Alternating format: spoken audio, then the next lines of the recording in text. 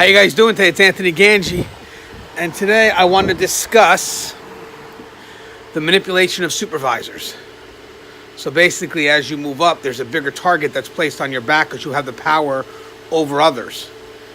And I want to discuss that right now. So please stand by for our sponsors. And if you like this channel is for you.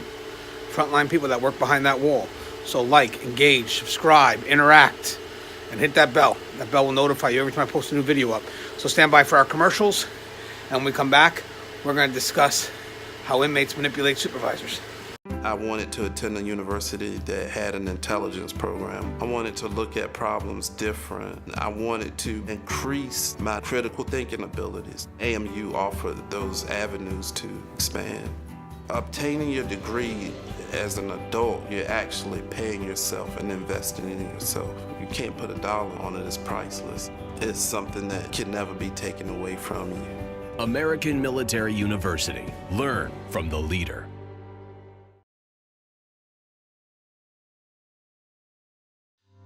Being a corrections officer takes its toll on even the strongest individuals. The constant need to perform at the highest level, putting your life at risk in a hostile environment, and the mental scarring of traumatic experiences.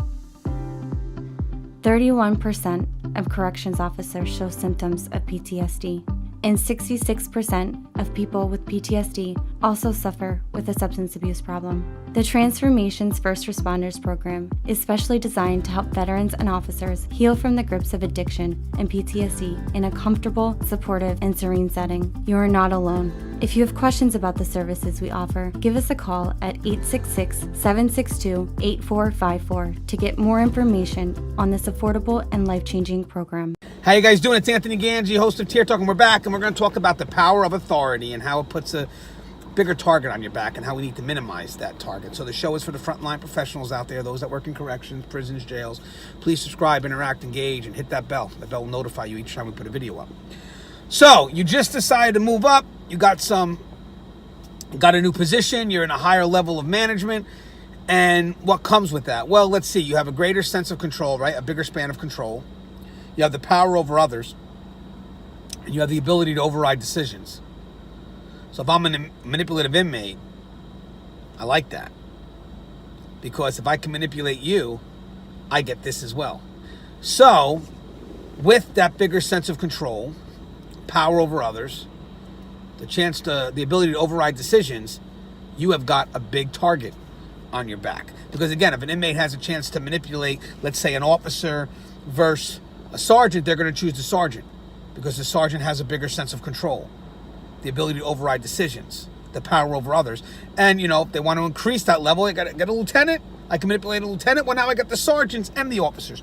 So, the bigger the higher the rank, the more likely the target on your back increases. So you need to minimize that.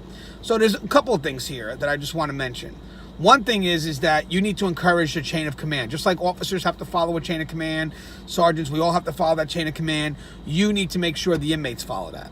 That means if before the inmate even speaks to a supervisor, they should have went through their level of direct supervision first. So basically, before I come to the sergeant, inmate comes up and say, "Hey, Sarge, this is what I got going on." The sergeant goes, "Hold, stop. Did you go to your officer first? Did you communicate to the officer what the issue is? What did they tell you? Well, go back to that officer. Don't just come to me. Go back to that officer." You're making sure that they know. One thing is that you're encouraging that chain of command.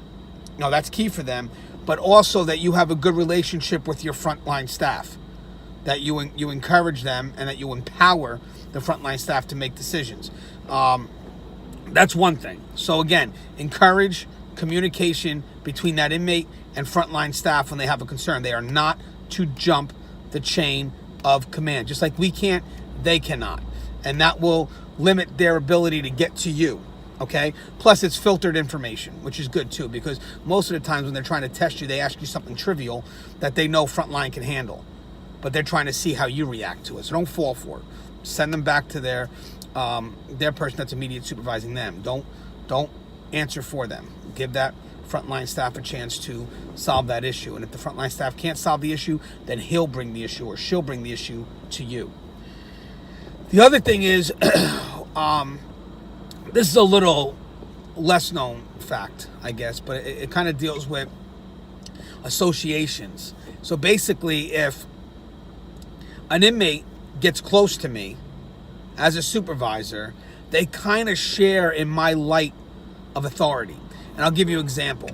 Do you ever notice that the people that work closely to administration, like the closer to the administrators, the wardens and whatnot, like let's say a secretary, are kind of treated at the same level you would treat the administrator or the warden, if you will, because again, they share in that light because they're associated with them.